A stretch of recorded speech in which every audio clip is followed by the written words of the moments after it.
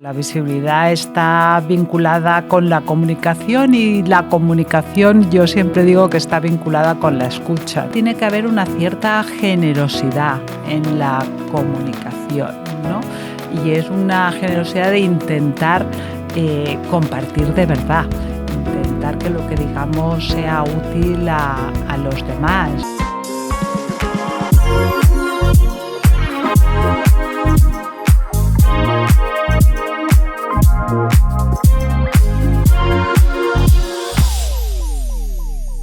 Bienvenidos al Poder de la Visibilidad, el único podcast en español que entrevista a grandes profesionales de la actualidad con el objetivo de inspirar a aquellos profesionales que aún son invisibles. Hoy charlamos con Nuria Vilanova. Bienvenida, Nuria. Muchas gracias por acompañarme en este viaje. Encantada de estar contigo.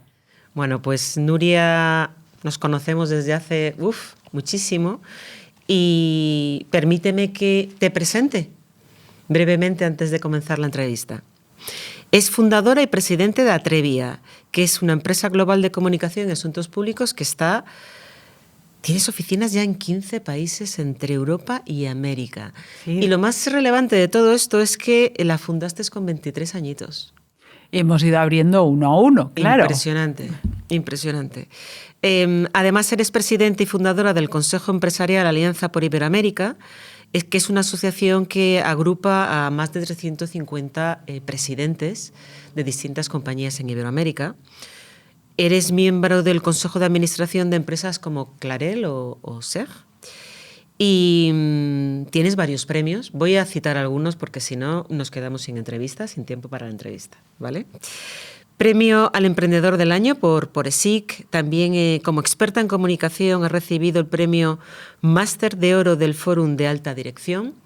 Y sobre todo, los que a mí me parecen impresionantes es Top 100 Mujeres en España, de Forbes, 20 directivas líderes de Iodona y, por último, 10 CEOs más influyentes en redes sociales. Y además, institucionalmente ha sido condecorada con la Cruz Oficial de Isabel la Católica. Pues esto es Nuria Vilanova y quería empezar la entrevista preguntándote tú qué has trabajado desde los 23 años en temas de comunicación. ¿Cuáles serían esos grandes consejos que tú le darías a aquellas personas que hoy quieren ser visibles y que para mí una de las patas de la visibilidad es ser un buen comunicador? Desde luego, la visibilidad está vinculada con la comunicación y la comunicación yo siempre digo que está vinculada con la escucha, ¿no? Quizás una de las claves a las que a veces no le presentamos tanta atención sobre la visibilidad y el posicionamiento es el saber escuchar, el saber empatizar, el saber entender. Esa para mí es la clave principal para poder establecer esa conexión, esa empatía, ese contacto, esa relación de confianza que te ayuda poco a poco a crear tu propia red. Y empecé a trabajar un poco antes de los 23, a los 18. ¿En serio? Desde los 18 trabajando y con cada día un poquito más de energía. Fíjate, desde los 18, es decir, que... Y en el mismo sector, temas de comunicación... Sí, a los 18 años trabajé como periodista. Además, tuve la oportunidad de empezar en el diario El País, no en Madrid, no en Barcelona, sino en el pueblo donde yo veraneaba, pero desde los 18 ejerciendo lo que descubrí que me apasionaba, no lo sabía antes, que es la comunicación, primero como periodista y después acompañando a compañías, dos caras de la misma moneda. Fíjate, desde los 23 creas tu propia compañía. Yo es que me pongo en mis 23. Y yo en mis 23 estaba terminando la carrera de psicología.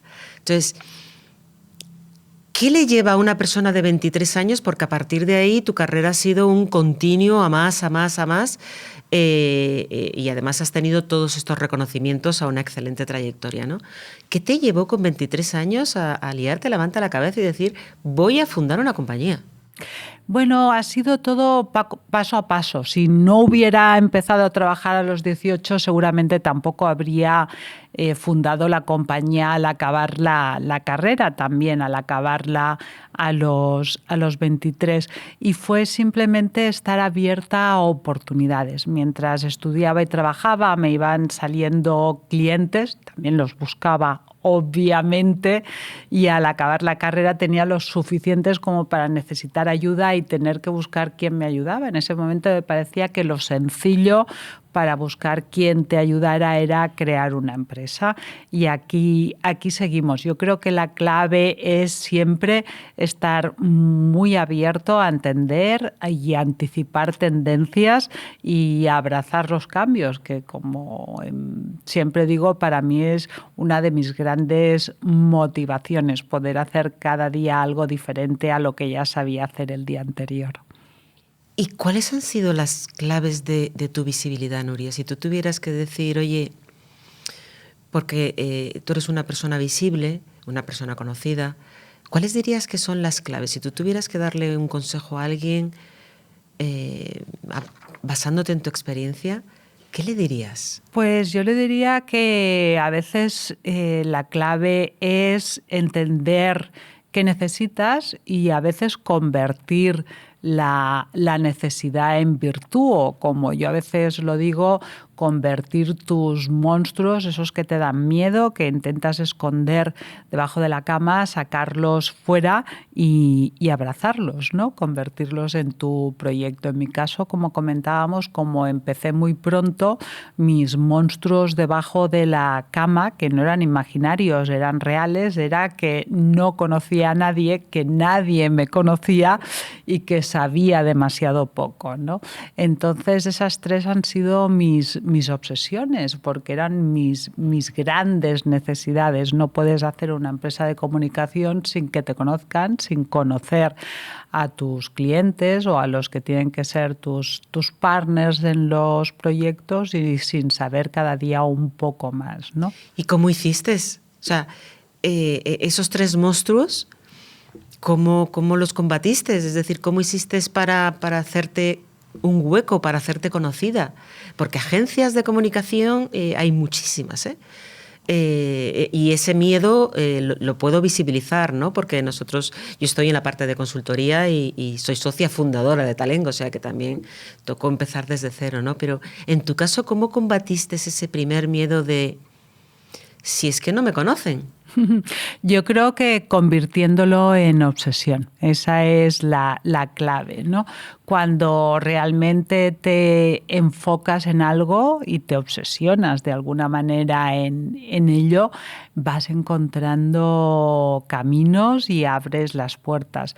Decía antes que también es muy importante estar abierto a escuchar, aprender, tener interés, curiosidad, ¿no?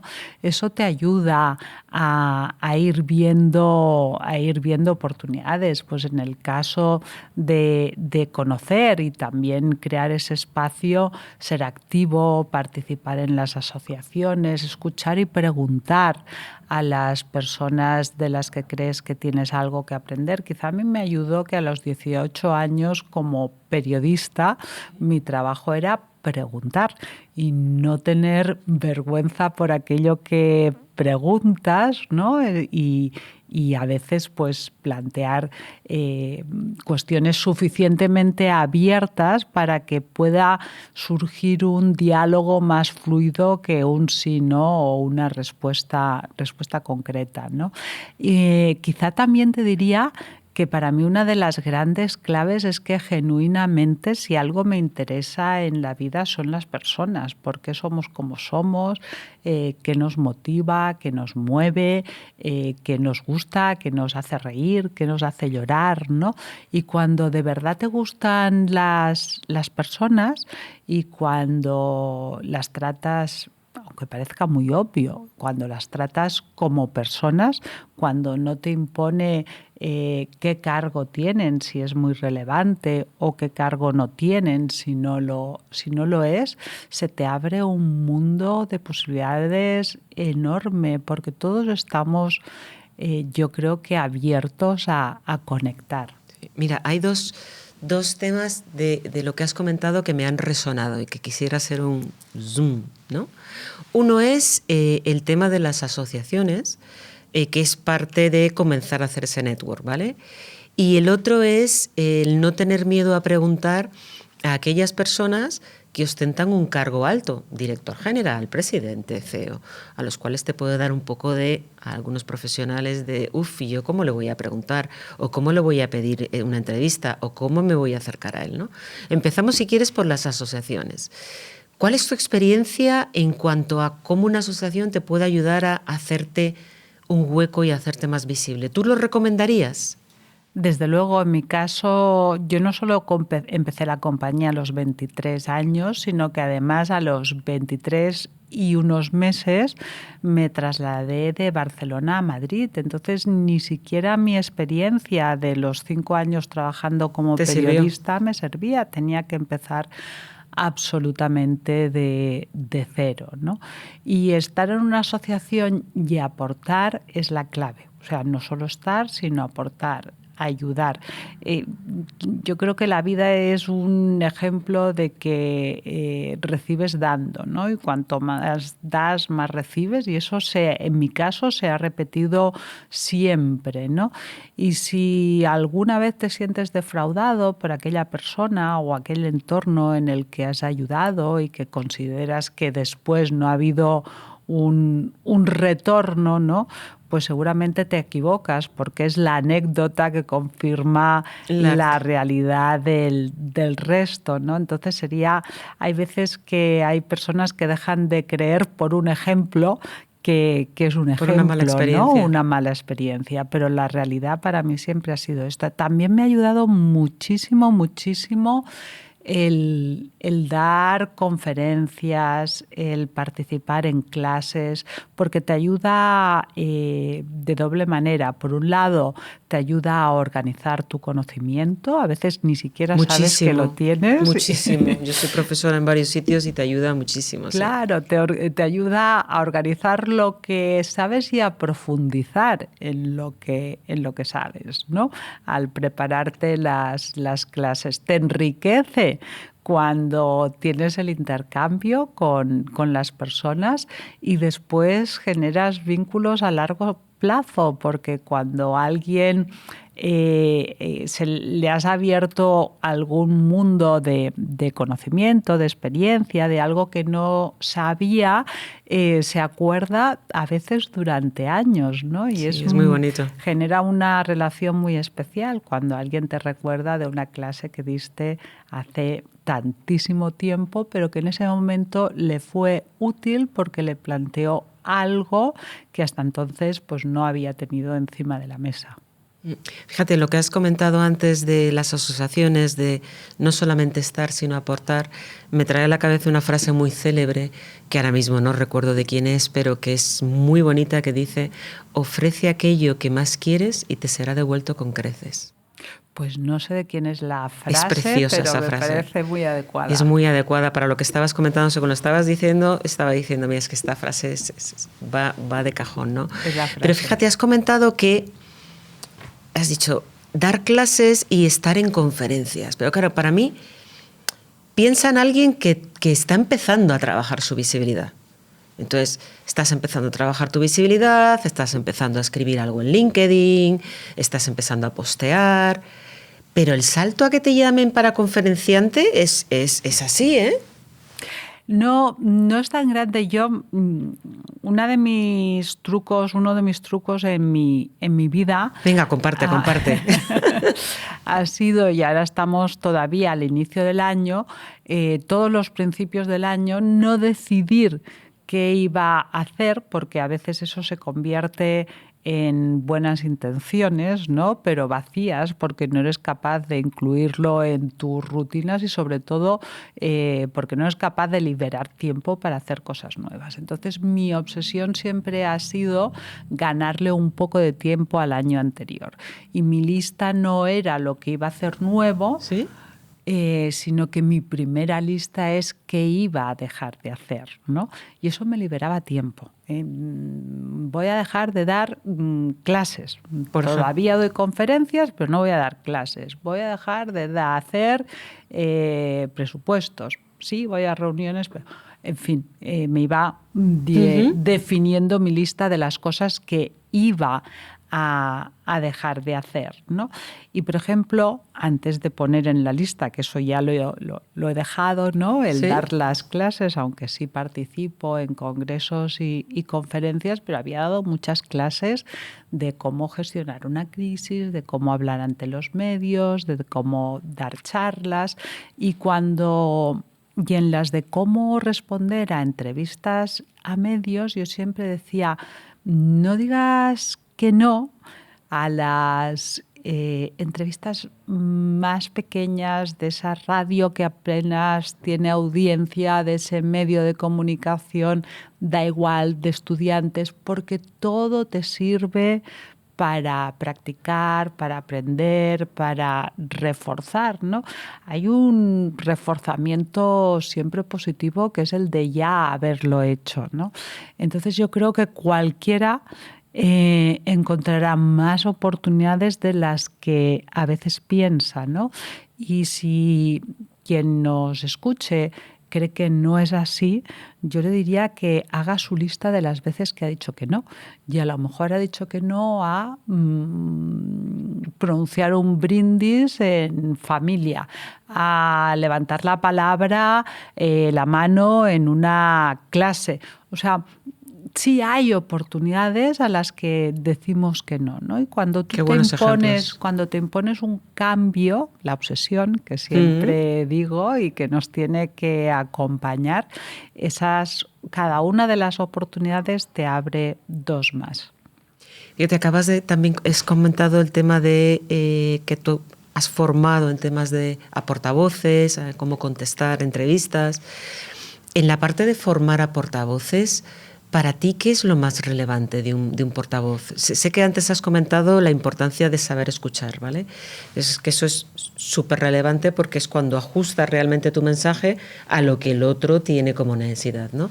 Pero una vez pasado este punto de la real escucha, ¿qué le dirías tú a una persona que quiere formarse como portavoz o que quiere ser portavoz? Yo creo que hay dos consejos importantes. Uno, voy a empezar por el menos importante, que es saber lo que quieres decir. Es una paradoja. ¿Cómo va a ser menos importante saber lo que quieres decir? Y es que para mí lo principal también es saber lo que no quieres decir. Y me voy a explicar. Hay veces que no empleamos bien las palabras, el contexto, frases con doble significado y arruinamos nuestro mensaje porque la gente lo entienda mal, malinterpreta lo que queremos decir. Y eso no es una excepción. O sea, ¿cuántas veces el comentario secundario se ha convertido en un titular y ha sacado totalmente de foco Tal cual, lo que somos, incluso lo que pensamos? Está dando una imagen distorsionada de quiénes somos, pero no es culpa del periodista, es culpa nuestra. No nos hemos explicado suficientemente bien, ¿no? Entonces yo creo que necesitamos una voluntad de escucharnos a nosotros mismos, anticipando lo que se puede entender mal y ser muy fieles a aquello que queremos comunicar, compartir o decir, ¿no? También creo que tiene que haber una cierta generosidad en la comunicación, ¿no? Y es una generosidad de intentar compartir de verdad, intentar que lo que digamos sea útil a los demás, ¿no? No guardar. A veces uno de los defectos que yo creo es cuando queremos esconder nuestros defectos o queremos esconder lo que nos salió mal. Y de ahí hay un gran aprendizaje, por ejemplo. Lo que nos salió mal, Sí. o que empezamos de cero, o que hemos tenido nuestros miedos, nuestras dificultades. Entonces el aprendizaje para los demás se queda en la mitad de la mitad, ¿no? O sea, qué bien saber que alguien le va muy bien profesionalmente, empresarialmente, familiarmente, y le va bien porque siempre le ha ido bien, ¿no? Pues ¿dónde está el aprendizaje, ¿no? Creo Sí. que hay algo de generosidad también que es imprescindible. Como comunicador. Y nos vamos al otro tema que me resonó en tu primera respuesta, que es ese miedo a veces escénico a relacionarnos con otros seres humanos que ostentan cargos de director general, presidentes, consejeros delegados. Hay muchas personas que yo escucho que me dicen, pero ¿cómo me voy a acercar a él? ¿Cómo le voy a preguntar? ¿Cómo me voy a ser visible? Como si no fueran seres humanos como tú y como yo, ¿no? Pero ¿qué le dirías a esas personas que...? Porque al final ser visible, yo creo que en el poder de la visibilidad yo estoy trabajando tanto esa visibilidad externa como profesional, pero tan importante es la externa como la interna dentro de tu compañía. Ser visible dentro de tu compañía es una clave del éxito y del crecimiento profesional. Entonces tienes que hacerte visible en determinados sitios, ¿no? Y hay gente que tiene mucho pudor. ¿Qué consejos les darías tú? O sea, ¿qué le dirías? Bueno, yo creo que has sacado 3 temas que me parecen muy interesantes. Uno es el miedo escénico. El miedo escénico existe y yo creo que la mala noticia es que nunca se supera del todo. Y la buena noticia es que nunca se supera del todo. Porque el día que lo superas del todo, dejas de ser bueno comunicando, no te esfuerzas, la adrenalina no acude en tu ayuda para darte las mejores ideas, tal cual. No está a tu lado. Entonces, el miedo escénico, si alguien piensa que no tiene el don de la palabra porque tiene miedo escénico, se equivoca. El miedo escénico, ¿no? Es algo que nos acompaña afortunadamente, ¿no? El otro aspecto que me parece muy interesante es la relación dentro de la propia compañía, ¿no?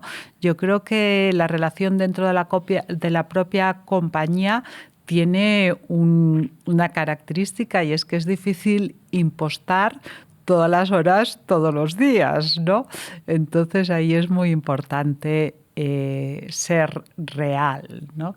Y la clave para mí es, de nuevo, levantar la mano y aportar. Cuando alguien te pone encima de la mesa la excusa de que nunca le han pedido opinión, de que nunca le han ofrecido una posición, o que nunca le han invitado a hacer algo, a mí no me vale. Hay que levantar la mano, ¿no? Y lo tercero es cómo tratar con los jefes, ¿no? Yo creo, o más que con los jefes, con el que está arriba del todo, ¿no? Para mí la clave es no olvidar que son personas. No olvidar, por ejemplo, el sentido del humor. A cuántos grandes directivos o líderes la gente que no son sus pares no les gasta bromas. Para mí es un error, ¿no? Porque la comunicación entonces se convierte en puramente racional. Y bueno, una de las frases que decimos en comunicación es que normalmente nos acordamos de aquello que nos hace reír o lo que nos hace llorar, no de la gran exposición de ideas perfectamente lógicas y perfectamente ordenadas, ¿no? Entonces, recordemos, pues, cómo se rompe el hielo. Se rompe el hielo hablando de tú a tú, con el sentido del humor, fijándote si el otro ese día tiene cara de tener un problema o no tiene cara de tener un problema, y desde luego jamás diciendo qué frío hace o qué calor hace. las conversaciones vacías no te llevan matan sí. la relación. Sí. Hace buen tiempo y hace de repente -3 grados. Y dices, bueno, por decir algo, ¿no? Quería preguntarte sobre un último tema muy relevante, que seguro que tú has trabajado muchísimo: marca y reputación. ¿Cómo se construye una marca y una marca que tenga reputación? Uh-huh. Bueno, esto es igual que cuando hablamos de la definición de los valores de una compañía, ¿no? Y al final, una marca en valores, pues el consejo es que los conceptos principales no sean más que los dedos de una mano, porque nunca nos acordaremos de alguien que tiene 15 características, 12, 10, ¿no? O sea, que sí. Menos es más. Menos es más, ¿no? Pero no significa que solo te construyas sobre una mesa de 3 patas, porque al final todos tenemos muchas características, muchos valores, muchas maneras de ser. Es que hay que enfocar y elegir qué es lo que más nos caracteriza y eso es lo que deberíamos potenciar a la hora de construir nuestra marca, ¿no? Y la reputación se consigue cuando esos valores se convierten en hechos, ¿no? Entonces nos toca definir qué somos de verdad. A veces, para saber qué somos de verdad, tenemos que preguntar a los demás, también tenemos que escuchar. Yo, por ejemplo, tengo un problema que es exceso de optimismo, ¿no? Entonces, siempre pensaba que gestionaba muy bien mi tiempo, a pesar de llegar tarde a todas partes. Pero decía, con la de cosas que hago y con lo tarde que llega, parece mentira cómo consigo hacerlo todo y un poco más, ¿no? Hasta que en una evaluación pregunté a mi equipo cómo me veían y me veían una fatal gestora del tiempo, ¿no? Por ejemplo.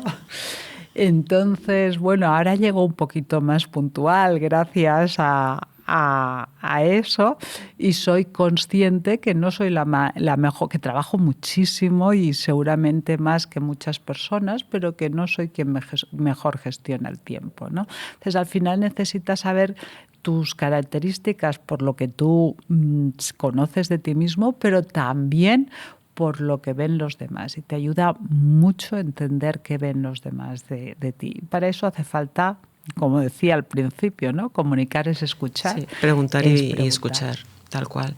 Y has comentado además el tema de los valores. Para mí es súper importante un concepto que es honrar los valores. Eso, honrar los hechos, ¿no? Sí. Es el típico ejemplo. Me gusta mucho el teatro, pero es que casualidad. Hace 2 años que no voy al teatro, pero no he tenido tiempo, ¿no? Entonces es que no te gusta, ¿no? Tal cual, ¿no? Para lo que nos gusta o para lo que es importante siempre tenemos tiempo. Sí. Siempre. Y es muy indicativo ver a qué dedicamos qué es lo que hacemos, ¿no? Los hechos, qué es lo que de verdad hacemos. Eso es lo que constituye al final nuestra reputación y nuestra marca. Mirando, ya para terminar la entrevista, mirando hacia el pasado, ¿qué cosas dirías tú como grandes aprendizajes? Momentos estelares de grandes aprendizajes. Se podría titular, ¿no? Momentos estelares de grandes aprendizajes. Pues para mí los momentos de mayores aprendizajes casi siempre han sido cuando he tenido que superar un problema, porque el esfuerzo y el encontrar una solución diferente es clave, ¿no? Para ese aprendizaje, o cuando algo me ha sorprendido mucho y después de negarlo me he dado cuenta de que era así, ¿no? Entonces, pues me acuerdo desde cuando esa noche que desperté a mi madre a las 3 de la mañana diciendo que cómo iba a dejar la biología para cambiarme al periodismo, total, para que tenía que prepararme ese examen de física que tenía al día siguiente, y que ella, pobre, medio dormida, me dijo: Da igual, lo importante es que lo intentes, y me acosté. O no Qué me bonito. acosté esa noche. Qué bonito ejemplo. Y aprobé el examen a pesar de que iba a dejar la carrera, ¿no? O cuando un consejero de Atrevia, de nuestra compañía, cuando miró el balance y vio que teníamos reservas de capital, dijo: una empresa que tiene tanto dinero es que tiene más dinero que ideas, y deberíais comprar compañías, deberíais invertirlo en comprar compañías. Y mi respuesta fue que se equivocaba, que nosotros siempre habíamos apostado por el crecimiento orgánico. Y hoy ya hemos comprado 6 compañías, ¿no? Las respuestas contraintuitivas son las que te hacen pensar, ¿no? O las cosas que son diferentes a lo que has hecho toda la vida. Y por supuesto los problemas, eso también es clave. Cada vez que nos ha costado el tener éxito en un país, cuando hubo la gran crisis del año 2008, cuando, en fin, cada vez que ha habido un problema, que los ha habido y los hay, el esfuerzo, el buscar, como yo digo, la solución debajo de las piedras, eso te fortalece muchísimo. Tal cual, los grandes aprendizajes vitales, sin lugar a dudas. Pues Nuria, muchísimas gracias por compartir este viaje conmigo. Esto es El Poder de la Visibilidad.